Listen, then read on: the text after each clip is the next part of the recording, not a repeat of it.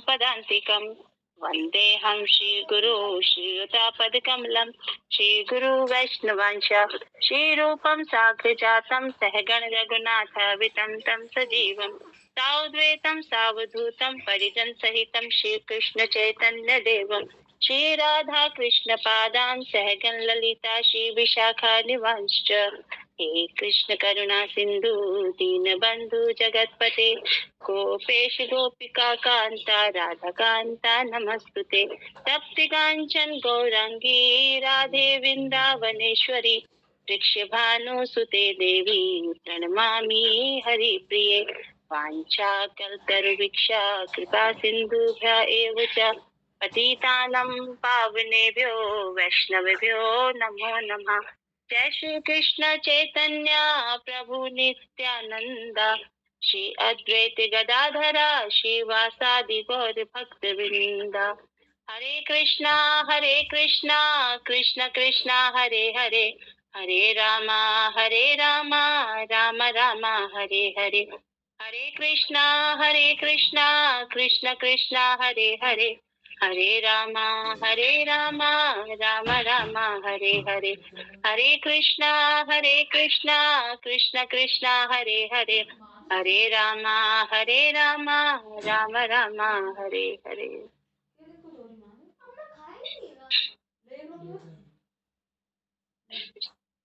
श्रीमद् भगवत गीता की जय। ओम नमो भगवते वासुदेवाय। ओम नमो भगवते वासुदेवाय। ओम नमो भगवते वासुदेवाय। हरे कृष्णा, सभी भक्तों को दंडवत के प्रणाम। आप सभी का पुनः स्वागत है। प्रभु जी, माता जी, बातें मुझे समय सा नहीं मिला, थोड़ा सा श्लोक मैंने फिर भी लेक्चर में सुना। जो भी मैं बोलूंगी वो प्रभु जी के सुने हुए शब्दों को ही बोलूंगी। अगर मुझसे फिर भी कुछ गलती हो तो क्षमा कीजिएगा। वैसे प्रभु जी, मैं बता नई स्टूडेंट हूँ और ये भगवत गीता वैसे मैंने एक बार पढ़ी है, लेकिन उस समय केवल पढ़ी है। लेकिन अब जब मैं भक्तों के वाणी से सुन रही हूँ और लेक्चर को सुन रही हूँ तो पता चल रहा है कि हर एक श्लोक में बहुत ही ज्यादा गहराई है और उस गहराई को समझना हमारी बद बुद्धि के लिए आसान नहीं है।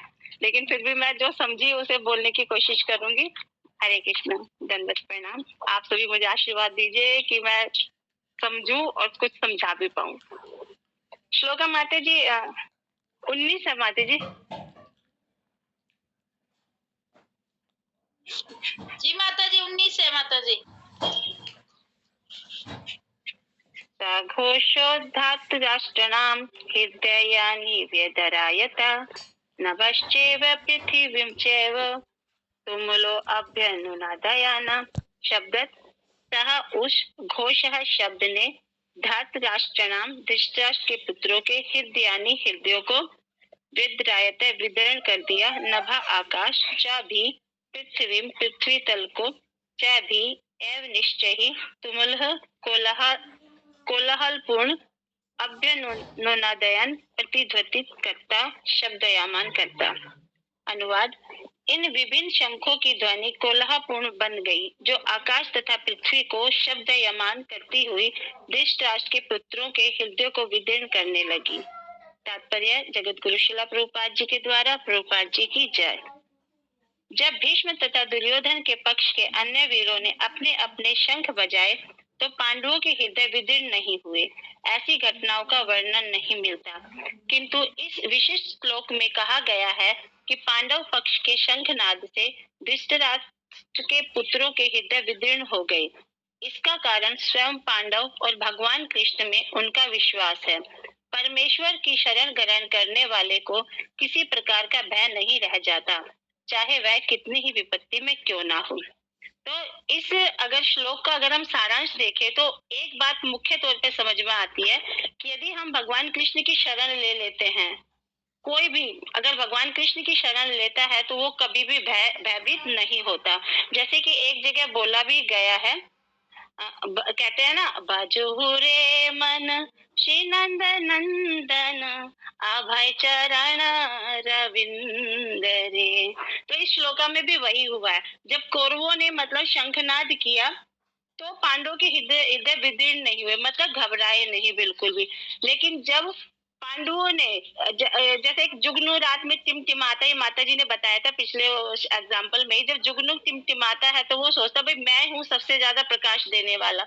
लेकिन जैसे ही सूर्य प्रकाशित होते हैं तो उनकी जो प्रकाश होता है बिल्कुल ही कम हो जाता, मतलब वो दिखाई भी नहीं देते हैं। तो उसी प्रकार जिस प्रकार कौरवों ने शंखनाद किया तो पांडवों को कुछ भी मतलब कि डर नहीं लगा, कुछ भी भय नहीं हुआ।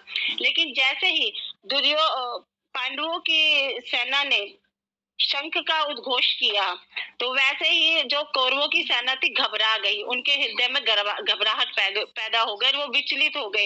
ऐसा लगा मानो कि अब हार्ट अटैक आ ही जाएगा, इतना वो घबरा गए थे। और उसी समय जो वहां पे जो संजय जी बैठे थे उन्होंने धृतराष्ट्र को कहा कि देखो भाई ये क्या हो गया, आपके पुत्र तो बस केवल शंख की ध्वनि से इतने घबरा गए हैं, इतना घबरा गए हैं, बिल्कुल ही विचलित हो गए, तो अब इस स्थिति में युद्ध कैसे कर पाएंगे। और तो कहा अब वही बात आ गई ना कि जिसने भगवान की शरण ली है, भगवान की शरण लेके हैं, वो कभी भी नहीं भयभीत होंगे। और जो पांडव थे वो पूर्ण तरीके से भगवान के शरणागत थे और उन्हें पता था भगवान हमारे साथ है तो हमें भय किस बात का, वो बिल्कुल भी नहीं घबराए थे। तो अब भगवान ने भी वैसे भी जैसे अर्जुन को बोला था कि ये सब तो पहले ही मर चुके हैं, इनका अस्तित्व मैंने ले लिया है, ये केवल वो एक साधन थे युद्ध करने के लिए जो अर्जुन उस समय कर रहे थे। और भगवान और कहते हैं कि जो अधर्म के मार्ग पे चलता है वो हमेशा भयभीत ही रहता है। तो कौरव तो शुरू से ही अधर्म के मार्ग पे थे तो उन्हें तो भयभीत होना निश्चित ही था। और जो धर्म के मार्ग पे चलता है वह अभय रहता है, वो कभी नहीं घबराता है। और जो पांडव थे बिल्कुल भगवान शुरू से ही धर्म का पालन करने वाले थे और भगवान के शरण में थे, पूरी पूर्ण जो शरणागति थी वो भगवान के ही चरणों में थी, इसलिए वो बिल्कुल भी भयभीत नहीं रहते थे।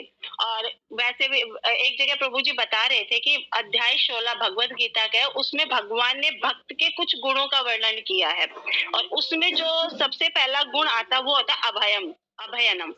मतलब जो भगवान का भक्त होता है, जो धर्म का पालन करता है, वो हमेशा अभय होता है। अभय चरण रविंद्रे, मतलब कि भगवान के चरणों में जो जिसने पकड़ा हुआ है, जहां से उसे अभय प्राप्त होता है, तो वो कौन होते हैं, भक्ति होते हैं। अब जैसे एक एग्जांपल समझ सकते हैं, जैसे कोई बच्चा है अपने पिता के साथ बाजार में गया है, बाजार में उनके साथ उंगली पकड़ के घूम रहा है और सामने से कोई कुत्ता आ जाता है तो पिता जो है सामान वगैरह खरीद रहे हैं, वो अकेला, उसने कुत्ते को डांटा, हट। तो कुत्ता क्या उससे डरेगा? नहीं डरेगा, क्यों? सोचेगा बच्चा तो अकेला है, वो बल्कि उसके ऊपर गुर्राएगा, वो बच्चा घबरा जाएगा। लेकिन वैसे ही अगर बच्चे ने अपने पापा की उंगली पकड़ रखी है और तब वो कुत्ते को डांटा, हट, तो कुत्ते की हिम्मत नहीं होगी उससे मतलब गुर्राए, क्योंकि उसे पता भाई इसके साथ एक ज्यादा बड़ा खड़ा हुआ है। तो उसी प्रकार हम हैं, अगर हम भगवान कृष्ण की शरण में रहते हैं तो हम बिल्कुल भी नहीं घबराएंगे, अभय बन जाएंगे। कोई भी हमारे सामने आएगा तो हम क्या कहेंगे, भगवान कृष्ण है सब कुछ, मतलब हमें हमेशा वो बचा के रखेंगे, तो हमारे अंदर अभय अपने आप ही आएगा। अगर हम पूर्ण शरणागति श्रद्धा के साथ धर्म का पालन करते हुए भगवान के चरणों में रहते हैं तो हमें अभय प्रदान होगा, तो उसी बच्चे की तरह। तो इसी प्रकार जो पांडव थे, पांडवों ने शुरू से लेकर अंत तक भगवान कृष्ण की शरणागति ले रखी थी और वो बिल्कुल भी नहीं घबरा रहे थे। तो उन्होंने जैसे ही शंखनाद किया तो कौरव क्या थे, घबरा गए थे। अगर उसी प्रकार यदि हम इस संसार में हैं, अब भगवान की शरण में है, तो कोई भी समस्या आएगी तो हम बिल्कुल भी नहीं घबराएंगे। जैसे कि आज ये श्लोक आया तो उस समय आरती की मैं तैयारी कर रही थी, जब प्रभु जी ने बोला तो मैं कहा मैं तो कुछ पढ़ा भी नहीं, अभी तक लेक्चर भी नहीं सुना, तो मैंने बैठे बैठे जैसे कल माता जी ने बताया था कि कुछ भी हो भगवान को समर्पित करके कर दो, कि जो बोलेंगे जो समझ में आएगा भगवान आप ही हमें बुद्धि दोगे, क्योंकि हम बोलने वाले कोई नहीं होते, हमें जो वाणी देते वो भगवान की कृपा से ही हमें मिलती है। तो उसी प्रकार मैंने भी यही सोचा भगवान अब प्रभु जी ने सेवा दी तो सेवा को हमें स्वीकार करना है। और वही खाना बनाते बताते मैंने थोड़ा लेक्चर सुना और तो भगवान की कृपा से मगर चलो जो होगा अच्छा ही होगा, तो उसी को बोलने की कोशिश कर। तो मतलब यही है, कहने का मतलब ये है कि हम सबको पूरी पूरी तरीके से, ये नहीं कि कोई कार्य कर रहे हैं तभी हम भगवान को याद कर रहे हैं, नहीं, हर समय हम भगवान को अगर स्मरण रखते हैं, भगवान को के चरणों में रहते हैं, हर कार्य में उन्हीं को याद करते हैं, तो हमारे अंदर अपने आप ही एक एहसास होता है कि डरने की कोई बात नहीं, सब कार्य आराम से हो जाएंगे। अब जैसे हम भक्ति में आए हैं, तो हमारे घर पे मैं भक्तों की बात बताती हूँ, वो कोई भी कार्य करेंगे तो भगवान को समर्पित करके ही करेंगे। जैसे प्रभु जी ने उस दिन बोला था कि मैं एक ड्रेस लेकर आया था, भगवान तुलसी जी करके भगवान को अर्पित किया, आज ये ड्रेस वैसा का वैसा चमक रहा है। तो वैसे हम हैं, अगर हम अपने आप को कोई भी कार्य भगवान को समर्पित करके करते हैं तो कार्य सफल ही होगा, और उसमें हमें डर भी नहीं लगा कि मैंने कुछ गलती करी है, क्योंकि जो भक्त होते हैं वे जान के कभी कुछ गलती नहीं करते। उन्हें पता है जो भी कार्य हम कर रहे हैं भगवान की शरणागति प्राप्त करने के लिए कर रहे हैं, इसलिए वो जान के गलती नहीं करेंगे। लेकिन अनजाने में भी होते तो पिता हमें अवश्य ही माफ कर देंगे। तो इस भवसागर में को हमें अगर पार करना है तो हमें अभय अवश्य चाहिए, नहीं तो हम जरा जरा बातों पे डर के अगर पीछे हो जाएंगे तो हमारा कल्याण नहीं होगा। और उसका जो अब भागवत मैराथन चल रहा है, तो हमें हर किसी को भगवत गीता के बारे में भी बताना चाहिए कि हमें भगवत गीता पढ़नी क्यों है। अगर हम भगवत गीता का डेली श्रद्धा पूर्वक निष्ठा पूर्वक उसका मतलब अध्ययन करते हैं तो हमें अभय अवश्य प्रदान होगा, अवश्य प्राप्त होगा। तो हमें परमेश्वर की शरण ग्रहण करनी है ताकि हम भय रहित हो सके, इस भय से हम मुक्त हो सके और भगवान की शरणागति प्राप्त कर सके। तो यहाँ पे इस श्लोका में इसी तरीके से पांडवों ने अभय रहे। अभय क्यों रहे? क्योंकि उन्होंने धर्म का पालन किया है, अधर्म के साथ कभी भी नहीं रहे, शुरू से लेकर अंत तक वो धर्म के साथ ही रहे, इसलिए उन्हें सदा विजय प्राप्त होती रही। और युद्ध के आरंभ में ही जब शंखनाद किया गया था तभी पता चल गया था कि जीत किसकी होगी, पांडवों की होगी, क्योंकि पांडव धर्म के साथ थे, भगवान की शरणागति में थे। और जब भगवान हमारे साथ रहते तो हमें कभी कुछ डरने की बात ही नहीं है। अगला श्लोक हम पढ़ते हैं। अगर इसमें आपको कुछ कोई अपना सुझाव रखना चाहते हैं या अपना कुछ विश्लेषण करना चाहते हो, कर सकते हैं। माता जी, प्रभु जी।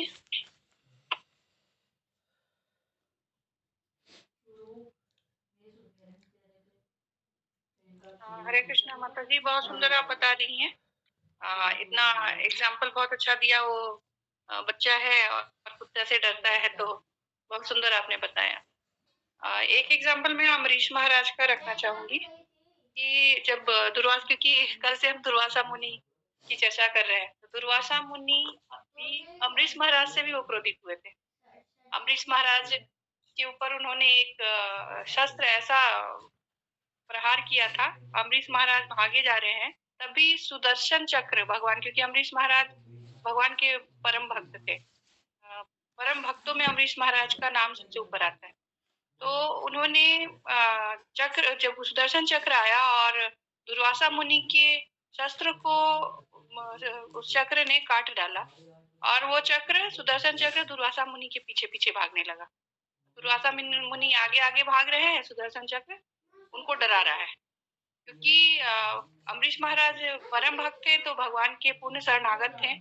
और दुर्वासा मुनि ने उनको श्राप, उनके पीछे वो शस्त्र जो फेंका, वो उनका विकार था, दुर्वासा मुनि का। तो विकार को काटना सुदर्शन का काम है। भगवान की शरण में जो रहेगा तो भगवान स्वयं उसकी रक्षा करेंगे। एक और एग्जाम्पल मैंने सुना था कहीं कि प्रभुपाद हर बार याद आ जाते हैं।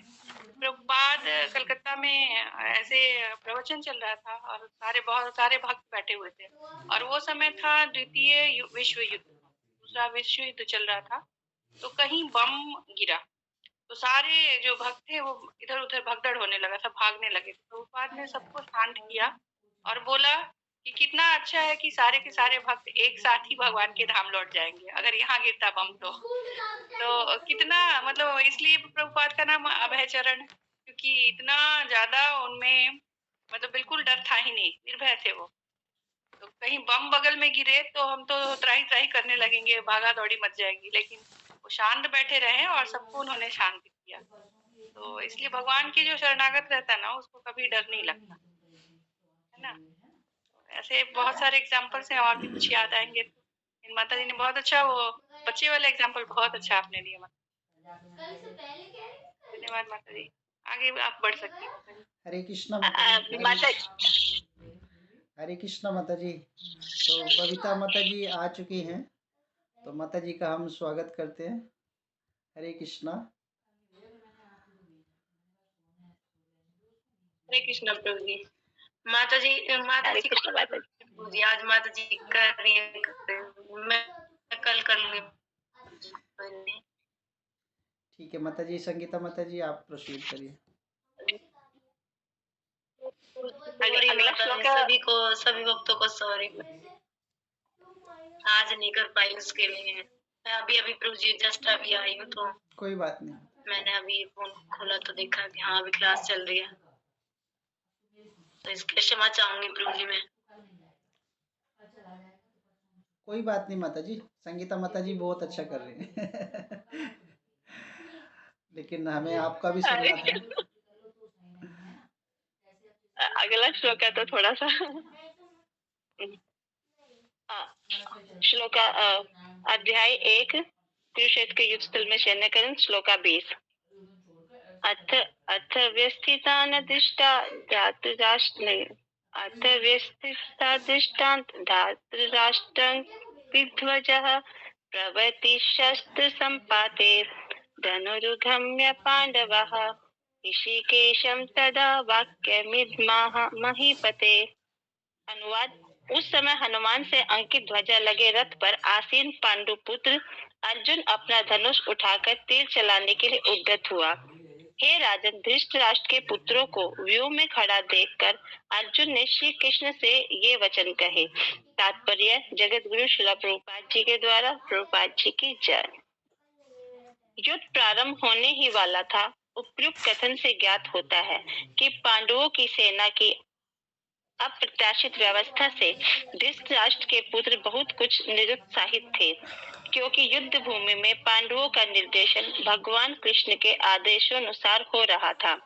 अर्जुन की ध्वजा पर हनुमान का चिन्ह भी विजय का सूचक है, क्योंकि हनुमान ने राम तथा रावण युद्ध में राम की सहायता की थी, जिससे राम विजयी हुए थे। इस समय अर्जुन की सहायता के लिए उनके रथ पर राम तथा हनुमान दोनों उपस्थित थे। भगवान कृष्ण साक्षात राम हैं और जहाँ भी राम रहते हैं वहाँ उनका नित्य सेवक हनुमान होता है तथा उनकी नित्य संगिनी वैभव की देवी सीता उपस्थित रहती है। अतः अर्जुन के लिए किसी भी शत्रु से भय का कोई कारण नहीं था। इससे भी अधिक इंद्रियों के स्वामी भगवान कृष्ण निर्देश देने के लिए साक्षात उपस्थित थे। इस प्रकार अर्जुन को युद्ध करने के मामले में सारा सत परामर्श प्राप्त था। ऐसी स्थितियों में जिनकी व्यवस्था भगवान ने अपने शाश्वत भक्त के लिए की थी, निश्चित विजय के लक्षण स्पष्ट थे। यहाँ पे भी दोबारा अभय का प्रयोग हुआ है कि अभय हम तभी हो सकते हैं जब भगवान की शरणागति में रहे। अभी श्लोका में अब देखा जाए तो अगला श्लोक जो मैं देख रही थी उसमें लगता है ट्विस्ट आ जाएगा कि अब अर्जुन क्या कहेंगे। तो उससे पहले जो ये पहला श्लोक है इसमें कह रहे हैं कि दोनों तरफ शंखनाद हो गया, अब युद्ध की शुरुआत हो चुकी थी। लेकिन आगे वाले श्लोक में थोड़ा सा ट्विस्ट आएगा, लेकिन उससे पहले हम जो ये हनुमान जी का हमने पिछली कक्षा में भी माता जी ने बहुत अच्छी कथा सुनाई थी कि अलकनंदा नदी में जब सहस्त्र कमल दल द्रौपदी जी ने देखा था तो उन्होंने भीम से बोला था कि भाई मुझे वैसा ही कमल लाके दे सकते हैं आप, ताकि उस कमल को पहले मैं भगवान कृष्ण को समर्पित करूंगी और उसके बाद आप सभी को। तो उसके लिए फिर भीम जी निकल गए थे, रास्ते में हनुमान जी मिले थे। हनुमान जी की पूंछ रास्ते में थी तो भीम उसे बोले कि भाई इसे हटाओ जरा। तो हनुमान जी बोले मैं तो वृद्ध हो चुका हूँ, मैं तो हटा नहीं सकता, तो आप ही हटा दो। तो भीम जी ने पूरी मतलब अपना सामर्थ्य जितना था वो पूरा लगा दिया, पर वो पूंछ को नहीं हटा पाए। तो भीम ने सोचा भाई इतनी शक्ति इस वानर में, ये साधारण वानर तो हो ही नहीं सकता। तो उन्होंने कहा कृपया आप अपने असली दर्शन मुझे दीजिए कि आप हैं कौन। भाई इतने शक्तिशाली तो और कोई हो ही नहीं सकता, मुझे भाई इतनी शक्ति है तो भी मतलब कि मैं नहीं हटा पाया। तो हनुमान जी ने अपना रूप दिखाया और उसने कहा कि आप भी पवन पुत्र हैं, मैं भी पवन पुत्र हूँ। तब उन्होंने उनसे कहा था कि अब जो मैं तुम्हें वचन देता हूँ कि जब भी कभी युद्ध होगा तो मतलब उस युद्ध में मैं शामिल होऊंगा। तो यहाँ पे जो हनुमान जो अंकित था अर्जुन के साथ उनके ध्वजा पे थे, ध्वजा के रूप में, और भीम के साथ उनकी वाणी और उनकी गदा में थे। उन्होंने बोला कि जब भी तुम मतलब गदा किसी पर भी मारोगे तो उस गदे में मेरे गदे की शक्ति आ जाएगी, और जब तुम्हारी चित्कार होगी उस चित्कार में मेरी चित्कार भी शामिल होगी। तभी जब भीम जी अपने गदे को किसी को मारते तो जो उसका जो मतलब साउंड होता है, उसकी जो आवाज होती थी बहुत खतरनाक होती। कहते कि पूरे मतलब कि ब्रह्मांड तो गूंजती थी उनके गदे की आवाज। और जब वो चिल्लाते थे, बड़ी तेज की दहाड़ लगाते थे, तो आधे जो सैनिक थे ना वो ऐसे ही लुढ़क जाते थे, मर जाते थे। इतने उनके मतलब आवाज में मतलब कि शक्ति आ जाती थी, क्योंकि उसमें हनुमान जी की भी शक्ति होती थी। तो इस प्रकार हनुमान जी मतलब अर्जुन के साथ भी थे, और क्या नाम है, अ, अर्जुन के साथ भी थे और भीम के साथ भी थे। भीम के गदे और उनकी आवाज में, और अर्जुन के साथ उनके ध्वजा में। तो यहाँ पे ये बता रहे कि जो हनुमान जी थे, राम और रावण के युद्ध में भी राम के साथ थे, उनकी भी उन्होंने सहायता की थी। तो वहां पे भी वो युद्ध की विजय हुई थी, और यहाँ पे भी, और यहाँ पे माता सीता, शिव और हनुमान जी साथ ही साथ है, तो वहां पे विजय कैसे नहीं आएगी। तो ये तो मतलब कि इन लक्षणों से ही साबित हो चुका था कि युद्ध में विजय किसकी होगी। अब इस समय अर्जुन की सहायता के लिए राम रथ पर, और अर्जुन की सहायता के लिए रथ पर राम रूप में भगवान श्री कृष्ण थे, और ध्वजा रूप में कौन थे, हनुमान थे। दोनों ही वहां पे साथ साथ थे। वैभव की देवी नित्य संगिनी वैभव की देवी थी। अर्जुन के लिए ये वहाँ उनका नित्य सेवक हनुमान होता है, तथा उनकी नित्य संगिनी वैभव की देवी सीता उपस्थित रहती है। अतः अर्जुन के लिए किसी भी शत्रु से भय का कोई कारण ही नहीं था। जब वहां पे सब कोई है तो अर्जुन के लिए कोई डर का कारण ही नहीं था कि वो घबराए हैं।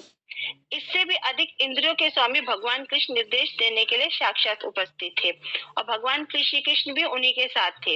इस प्रकार अर्जुन को युद्ध करने के मामले से सारा परामर्श प्राप्त था, ऐसी स्थितियों में जिनकी व्यवस्था भगवान ने अपने शाश्वत भक्त के लिए की थी, निश्चय ही विजय के लक्षण स्पष्ट थे। तो ऊपर के जितने भी लक्षण है वो पूरे साक्षात यही बताते हैं कि युद्ध में विजय किसकी होगी, अर्जुन जी की।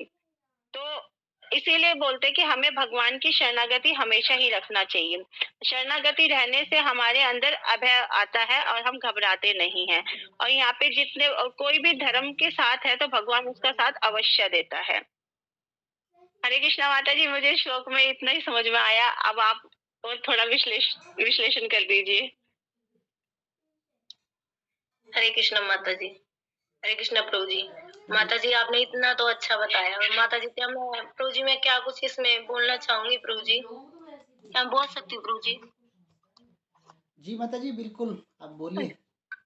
प्रभु जी जैसे माता जी ने अभी बताया ना कि इस श्लोक में ये है कि जो हनुमान जी वो कैसे रखते हैं, लेकिन प्रभु जी मैंने एक बार ना प्रशांत मुकुंद प्रभु जी का लेक्चर सुना था, तो उन्होंने बताया था कि हनुमान जी कैसे अर्जुन की जो ध्वजा इसके ऊपर विराजमान है।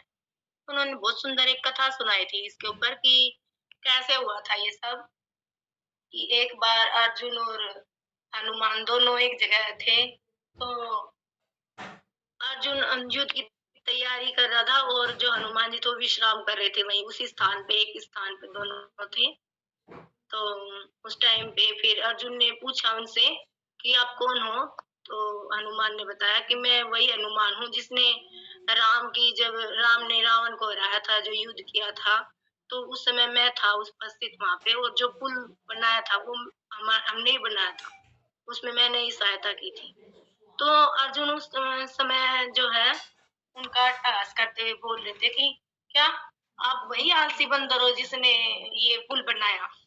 ऐसे ऐसे आपने कैसे पुल बनाया? इतने आलसी हो आप कि एक छोटे छोटे पत्थर यहाँ वहां से कहाँ से आपने, कोई पत्थर कहाँ से उठाया, कोई पत्थर कहाँ से उठाया, इतनी आप लोगों ने इतनी मेहनत की और तब ये पुल बनाया।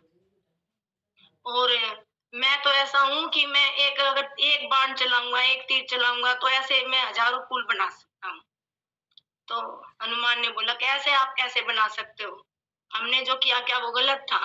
क्या हमने किया? हमने इतना मेहनत किया भगवान के लिए, हमने इतना वो बनाया पुल, और भगवान हमारे साथ है। और जो हमने पुल बनाया वो पत्थरों से जैसे भी बनाया, उस पे भगवान भी चले, राम भगवान चले, लक्ष्मण चले और जामवंत चले और जितने भी भक्त थे सब चले उसके ऊपर से। और जो तुम अगर पुल बनाओगे तो वो लकड़ियों का ऐसा पुल बनाओगे तीर से, वो लकड़ियों का पुल अगर मैं उसके ऊपर पैर रखूंगा तो चरमरा के गिर जाएगा। तो अर्जुन ने कहा कि नहीं, मैं अभी पुल बना के दिखाता हूँ और आप देखना, मेरे मेरे बाणों में इतनी शक्ति है कि उसके ऊपर से कोई भी चल सकता है। तो हनुमान ने कहा कि ठीक है, आप बना के दिखाओ। तो अर्जुन ने जैसे ही एक तीर लगाया और एक तीर छोड़ा तो पुल बन के तैयार हो गया। उनके साथ है इतना, उनके पास गांडीव भी है। तो उन्होंने जैसे पुल बनाया तो हनुमान ने बोला कि ठीक है, मैं इसके ऊपर चल के दिखाता हूँ और आपका पुल अभी ये टूट जाएगा। तो ऐसे कैसे हो जाएगा? तो हनुमान ने बोला जय श्री राम और पैर पुल के ऊपर रखा और जैसे पैर रखा पुल के ऊपर वो चरमरा के सच में ही वो सारा पुल जो है टूट गया। तो अर्जुन को बड़ा दुख हुआ इस चीज का कि मैंने मेरे अंदर इतनी शक्ति है और मैंने इतना, मेरे बाणों में भी इतनी शक्ति है कि मैं कुछ भी कर सकता हूँ, और ये ऐसे कैसे हो गया कि हनुमान ने पैर रखा और पुल टूट गया। तो अर्जुन ने फिर बोला हनुमान को ठीक है, मैं एक बार और प्रयास करता हूँ कि मैं दोबारा से पुल बनाऊंगा। तो अर्जुन ने फिर से एक बार भगवान से प्रार्थना की कि हे भगवान, मेरे से पता नहीं कहाँ गलती हुई और कैसे ऐसे कैसे हुआ, भगवान आप मेरा साथ दीजिए, हे कृष्ण आप मेरा साथ दीजिए और मैं ये अब की बार जो पुल बनाऊं तो ऐसा बनाऊं कि ऐसा ना हो कि दोबारा से टूट जाए। तो जब अर्जुन ने भगवान का नाम लेके और वो पुल दोबारा से एक बाण जो तीर चलाया, उन्होंने जैसे पुल बनाया, तो उस टाइम पे फिर बोला अर्जुन ने कि अब पुल तैयार, अब दोबारा से चल के दिखाओ इसके ऊपर। तो जैसे हनुमान जी वहां पे, उस टाइम पे हनुमान को इतना हो गया कि गर्व हो गया कि मैं इसके ऊपर चलूंगा तो फिर से टूट जाएगा, मेरे अंदर तो इतनी शक्ति है और क्या ये अर्जुन है कि मैं इसके पुल के ऊपर से नहीं चल पाऊंगा। तो उस टाइम पे वो भगवान राम का नाम लेना भूल गया और अपने अहंकार के ऊपर उसने जैसे हनुमान ने पैर रखा पुल के ऊपर, वो टूटा ही नहीं और चलते गए। तो उस टाइम पे हनुमान ने कहा कि अब ये कैसे हुआ कि अर्जुन ने अब कौन सा पुल ऐसा कैसे बनाया कि अब ये टूटा नहीं। तो इससे प्रशांत मुकुंद प्रभु जी ने ना इसमें ये शिक्षा हमें बताई कि हम अगर भगवान का नाम लेके जो भी कार्य करते हैं तो वो जो कार्य हमारा बहुत अच्छे से संपूर्ण होता है। लेकिन अगर हम किसी भी कार्य में अपना अहम दिखाते हैं और ये कहते हैं कि नहीं हम कर सकते हैं, तो वो कार्य कैसे होगा? जिस कार्य में भगवान का नाम ना हो, भगवान का साथ ना हो, तो वो कार्य अपूर्ण है। तो उस टाइम पे जैसे हनुमान जैसे चले और पुल नहीं टूटा, तो अर्जुन ने और जब भगवान ने भी जो बताया कि हाँ भगवान का नाम ही सर्वोपरि है, तो उस टाइम पे जो है हनुमान जी ने ये अर्जुन को वचन दिया था कि आज है ना, जब भी कभी भी युद्ध होगा तो आपकी जो ध्वजा होगी उसके ऊपर मैं विराजमान रहूंगा। ये जो मेरे से गलती हुई है कि हाँ अब मेरे को पता चला कि आप भी भगवान के भक्त हैं और हाँ, जो राम है और जो कृष्ण है वो दोनों एक ही है। मैं राम का भक्त हूँ, आप कृष्ण के भक्त हैं, लेकिन अभी मैं राम का भक्त हूँ, लेकिन जब भी आपको जरूरत पड़ेगी, जब भी आप युद्ध में, जब भी आप रथ के ऊपर सवार होंगे तो मैं आपकी ध्वजा के ऊपर मैं विराजमान हूँगा और जहां पर राम है वहां पर मैं हूँ और राम ही कृष्ण है। और जब महाभारत का जब युद्ध हुआ था तो कृष्ण जब थे अर्जुन के साथ, तो उस समय जहाँ कृष्ण थे वो कृष्ण ही राम है, तो कृष्ण थे तो कृष्ण के साथ तो भक्त हनुमान जो हमेशा साथ रहते। तो ये थोड़ा सा उन्होंने बताया था प्रभु जी।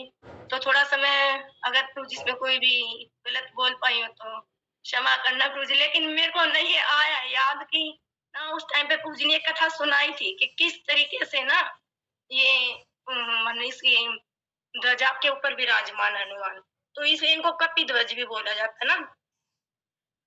तो सॉरी माता जी मैंने थोड़ा सा आपकी बात को काटा। हरे कृष्णा। नहीं माता जी, ये कथा वास्तव में है, ये सुनी है मैंने भी कथा सुनी, लेकिन कहते हैं ना कि एट ए टाइम कुछ याद आ जाए तो भगवान की कृपा ही है। तो आप पे भगवान की अति कृपा है और आपने इसे बहुत सुंदर से सुनाया और हमें भी ये याद हो गई कि अगर ये हम श्लोका पढ़ते हैं तो इसमें ये 2 कथाएं शामिल हो सकती है माता जी। इसीलिए तो ये कक्षा है कि हम एक दूसरे की विचारों को, भावनाओं को, उनके एक्सपीरियंस को सुन सके और उसमें अपने को ग्रहण कर सके। धन्यवाद माता जी, दंडवत प्रणाम।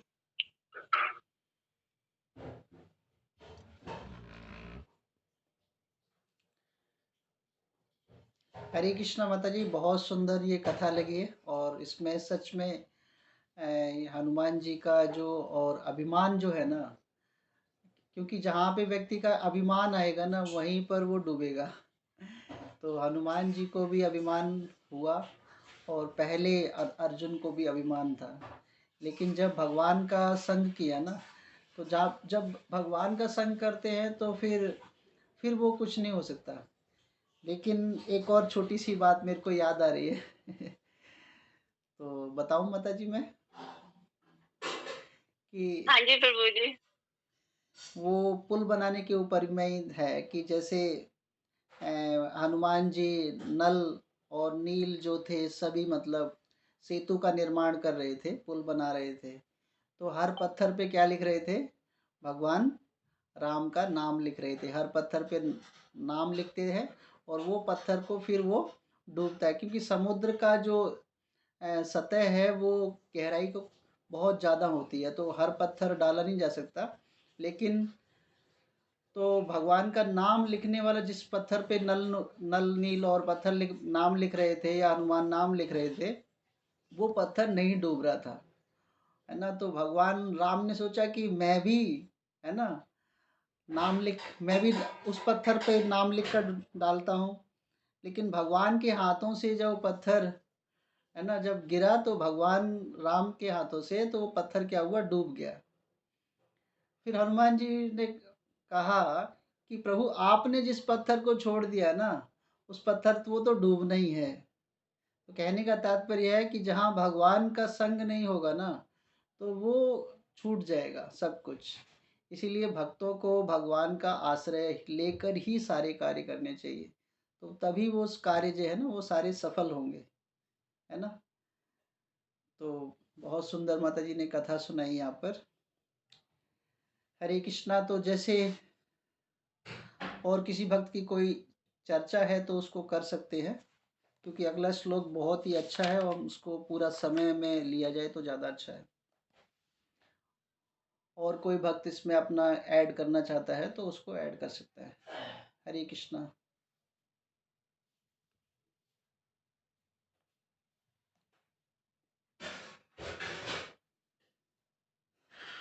हरे कृष्णा प्रभु जी। प्रभु जी, जैसा अभी आपने बताया ना कि भगवान जिसके साथ है तो और जहाँ भगवान का नाम है वो सब पत्थर भी तैर जाते हैं। तो प्रभु जी, ये मेरा ना स्वयं का ही ये अनुभव है कि मैं हमेशा ना भगवान को अपने साथ ही पाती हूँ और बहुत ही ज्यादा मेरे जीवन में बहुत ही ज्यादा संघर्ष भी रहा है प्रभु जी। और हर समय लेकिन मैंने भगवान को अपने साथ पाया।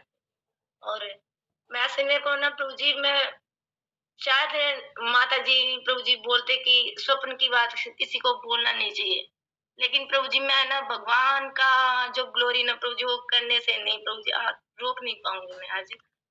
तो ना प्रभु जी आज ही मेरे साथ ये घटना हुई प्रभु जी। सुबह के टाइम मैं थोड़ा सा लेट उठ पाती हूँ, क्योंकि प्रभु जी ना तो मैं दिन में बिल्कुल भी रेस्ट कर पाती हूँ और रात को भी मेरे को सोने में भी लेट हो जाता है। तो सुबह मैं ये 5 बजे के करीब मेरे को 4 बजे के करीब स्वप्न में थी। तो प्रभु जी मेरे को ऐसा लगा कि जैसे कोई है जो कहीं पे मैं हूँ और कहीं पे कोई और भी है और उसका कोई ऐसा है कि उसको कोई मारना चाह रहा है। तो मैं उनको देख रही हूँ कि ये इनको क्यों मार रहा है। वो अपने हाथ में कोई गोली वगैरह से ऐसे लिए हुए है और अपनी ही औरत को जैसे वो मार रहा है तो गोली उसके मुंह के अंदर डाल रहा है जहर की कि तू अब मर जा।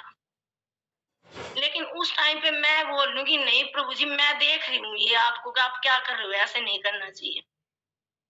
तो उस टाइम पे वो बोले आप क्यों देख रहे हो, मैं आपको भी मार दूंगा अभी। लेकिन उस टाइम पे ना प्रभु जी, मैं जो मेरे मुख से जो निकला ना, मैं बोल नहीं पा रही हूँ कि मैं बोल कि हे प्रभु, हे कृष्ण, मेरी सहायता करो। और मैं बोल, मेरे को और कुछ ऐसा आ नहीं रहा कि मैं क्या बोलूं। तो जैसे मैं बोल रही हूँ हरे कृष्ण महामंत्र जो है ना, मैं बोले जा रही हूँ हरे कृष्ण कृष्ण कृष्ण हरे हरे, हरे राम राम राम हरे कृष्ण। आप ही करो, अब जो जो करना आप करो। तो वो भी जो दवा है वो मेरे पीछे लेके भाग रहा है कि अब मैं आपको दूंगा, अब मैं आपको खत्म कर दूंगा। लेकिन मेरे मुख से जो है वो नाम निकले जा रहा कि हरे कृष्ण कृष्ण कृष्ण हरे हरे, हरे राम राम राम। और मैं बोले जा रही हूँ और बोले जा रही हूँ। और जैसे उन्होंने मेरे को पकड़ा जबरदस्ती और मुंह में डालने के लिए दवा, तो मैं बोलूंगी हे प्रभु, कैसे। तो मैं सोच रही हूँ उनके बारे में कि अभी इनका प्रभु जी आप कुछ करो, हे कृष्ण आप इनके लिए कुछ करो। तो जैसे कोई पीछे से कोई वाहन आ रहा है और उनको चेता रहा है कि या तो आप इनको छोड़ दो, वरना तो आज ना आप खत्म हो जाओगे, या तो इनको छोड़ दो, नहीं तो आप खत्म हो जाओगे। लेकिन वो बंदा कह रहा है कि नहीं, मैं नहीं छोड़ूंगा। और ऐसा करते करते मेरे मुख से बस ये भगवान का नाम निकले जा रहा है। और वो जो है उसके पैर के ऊपर जैसे ही वो चढ़े तो उसने मेरे को छोड़ दिया। तो वो जता रहा कि नहीं, हाँ इसमें कोई शक्ति है, इनके जो ये जो बोल रही है इसमें कुछ शक्ति है ऐसी। तो उन्होंने मेरे को छोड़ दिया और तुरंत मेरी आंख खुल गई। तो प्रभु जी मैं वो बिल्कुल भूल नहीं पा रही कि भगवान किस तरीके से, किस जगह से और कैसे हमारी सहायता करते हैं ना।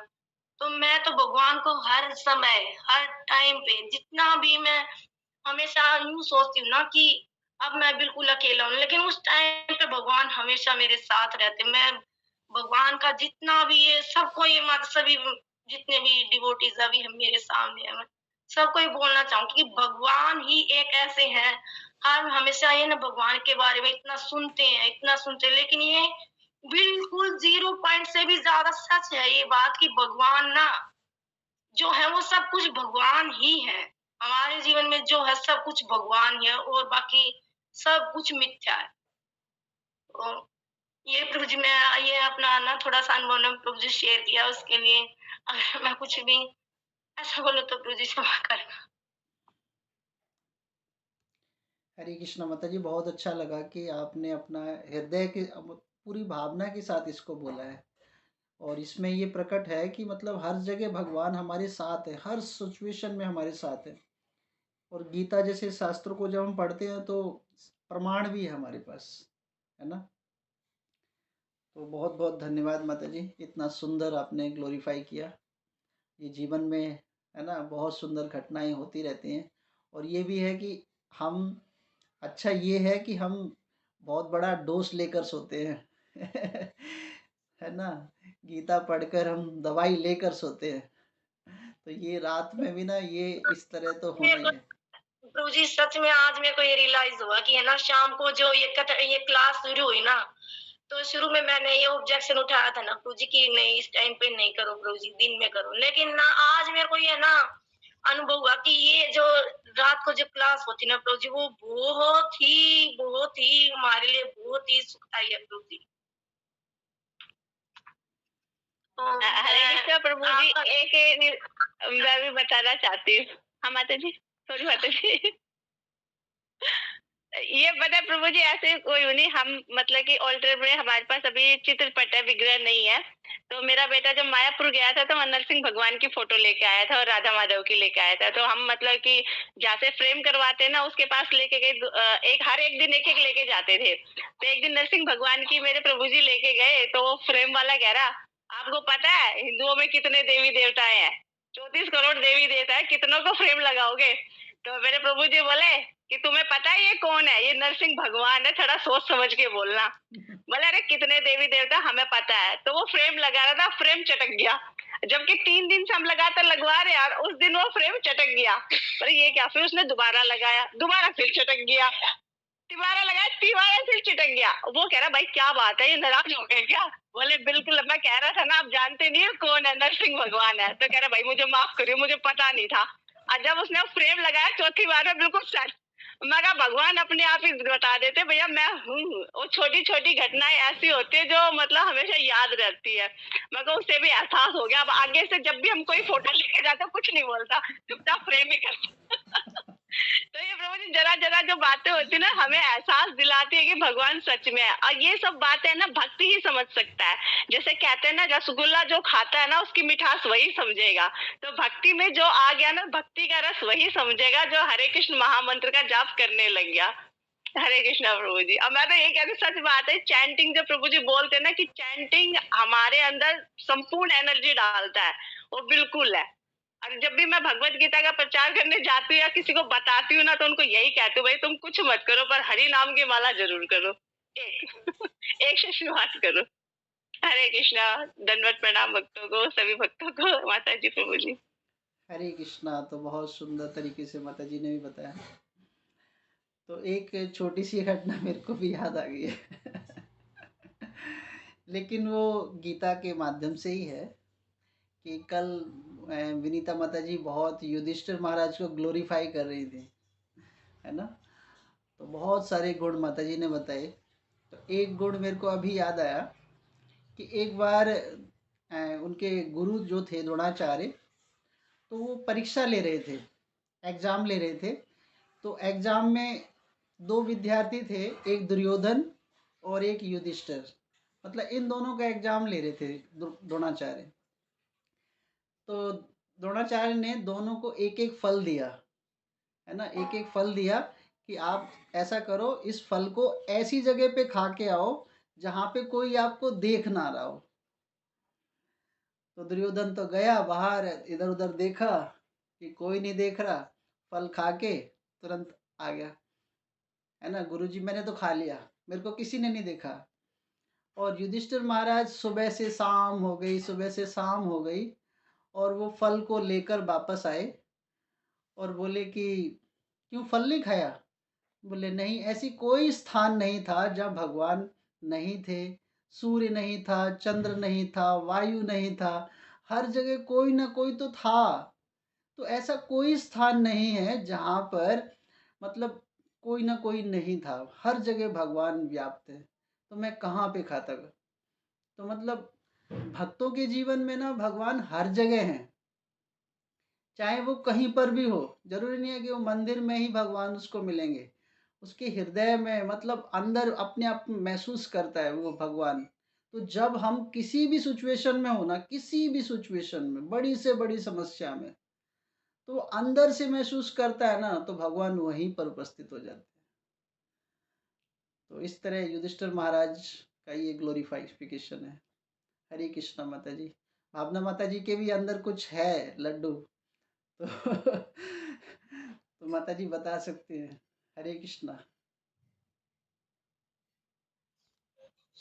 नहीं प्रभु जी, मतलब इससे महाभारत से रिलेटेड तो कुछ नहीं है, बस मेरे को भी अपना एक स्वप्न याद आ गया था, जैसे बबीता माता जी ने बताया था कि जैसे मैं गाड़ी में कहीं जा रही हूँ और जैसे हमारी गाड़ी जैसे खाई में गिर रही है, मतलब मुझे सपने में एहसास हो रहा है कि मैं मरने वाली हूँ, तो और कुछ नहीं सूझा, सिर्फ हरि नाम ही मुंह पे आया कि भगवान अब मैं मर रही हूँ, तुम्हारे पास आ रही हूँ, बस हरे कृष्णा बोलते हुए फिर वो स्वप्न मेरा टूट गया। मतलब अपने एक्सपीरियंसेस याद आ जाते हैं जब हम सुनते हैं, वही मुझे याद आ रहा था प्रभु जी। हरे कृष्णा। तो प्रभु जी से तो यही पता चलता है कि हम सारे भक्त हरि नाम में रम चुके हैं, कि हमें भी ऐसा ही लगता है। कई बार मैं इनसे बोलती हूँ, मुझे ऐसा, जैसे मैं नोट्स लिखती हूँ, तो एक बार बस अपना ही बता रही हूँ प्रभु जी कि जो मैं नोट्स लिखती हूँ मेरे बैग में डायरी रखी रहती है। तो एक बार मैं मार्केट में गई तो वो बैग किसी ने चुरा लिया। अब मैं अपने प्रभु जी से कह रही हूँ, वो चोर मेरा बैग लेके चला गया। बगा भाई उसमें कुछ भी नहीं है, बस मेरे नोट्स है, प्लीज मुझे वो दे दे, तू पैसे ले जा पर मेरे वो नोट्स मुझे दे दे। और मैं उसके पीछे पीछे पता नहीं कहाँ गुफा में चली गई और वो मुझे मिला नहीं। फिर लास्ट में मुझे मिल गया। मैं बोली बगा कहीं उसने मेरे नोट्स फेंक ना दियो, भगवान प्लीज भगवान, हे कृष्णा, वो मेरे नोट्स बहुत इंपॉर्टेंट है, मुझे मिल जाए। और वो फिर मुझे मिल भी गए। तो मैं इनसे कह रही हूँ, मगर जी मैंने सपने में भगवान से कहा था वो चोर मेरे सारे नोट्स फेंक देगा, मेरी गीता उसी में है, मेरी छोटी पुस्तिका उसी में ही है। भगवान को सपने में ही मैंने याद किया, सपने में ही मेरी किताबें मुझे वापस मिल गई। तो अब ये देखो, सपने में भी भगवान हमारी मतलब कि इच्छाओं को पूरा कर देते, तो वास्तविक जीवन तो कुछ भी नहीं है। तो यहाँ पे भी हमारी इच्छाएं तो हम खैर भक्त करते ही नहीं है, उनकी कृपा ही मांगते हैं, तो जरूर पूरी करें। तो हमें अपने श्रद्धा भाव हमेशा भगवान के प्रति मतलब शरणागति हमेशा रखनी चाहिए। तो ये छोटी छोटी बातें भी हमें ना बहुत मतलब कि वो देते दृढ़ता कि नहीं, हरि नाम हमें छोड़ना नहीं है। हरे कृष्णा प्रभु जी, धन्यवाद प्रणाम। ये बात याद आई तो मैंने भी बोल दी।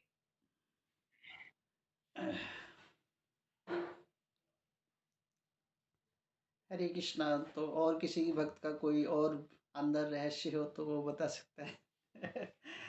मन नहीं कर रहा क्लास को ऑफ करने का। तो वैसे समय हो चुका है और बहुत बहुत धन्यवाद हम करेंगे संगीता माता जी का कि मैंने शाम को ही, माता जी ने बहुत लेट बताया तो मैंने, है ना, क्योंकि उस समय मैं बाहर था और मैं 9 बजे ही आता हूँ, तो मैंने कहा कि अगर मैं 10-15 मिनट भी पढ़ूंगा तो फिर ज़्यादा समय लग जाएगा और इतना अच्छा मैं बता नहीं पाऊँगा, है ना। वैसे तो मेरे को बस एक ही माइंड में नाम याद था, है ना, तो मैंने संगीता माता जी को फ़ोन करके वो सेवा दी थी। तो माता जी ने वो बहुत सुंदर सेवा की है, तो हम माता जी का धन्यवाद दे सकते हैं बाय चैंटिंग करके हरे कृष्णा कृष्णा कृष्णा हरे हरे, हरे राम राम हरे राम हरे हरे। हरे कृष्णा। तो वांछा कल्पतरुभ्यश्च कृपा कल की क्लास दोपहर 12 बजे ही होगी, तो है ना, तो सभी लोग ध्यान से समय पे ज्वाइन करें। हरे कृष्णा।